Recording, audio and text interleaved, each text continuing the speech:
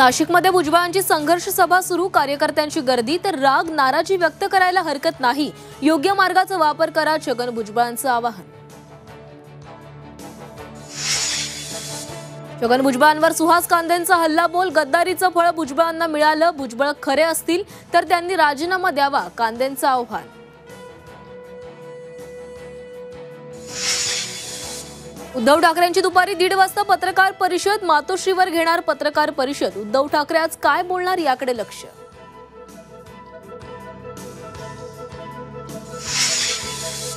काँग्रेस प्रदेशाध्यक्ष बदलणार, वडेट्टीवार सतेज पाटील यांच्या नावांबाबत दिल्लीत चर्चा, झी24 तासला सूत्रांची माहिती.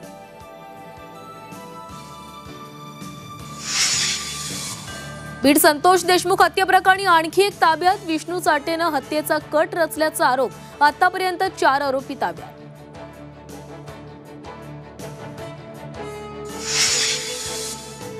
राम शिंदेच विधान परिषदेचे सभापती होणार, एकच अर्ज सादर केल्यानं निवडणूक बिनविरोध होणार, झी24 तासच्या बातमीवर शिक्कामोर्तब.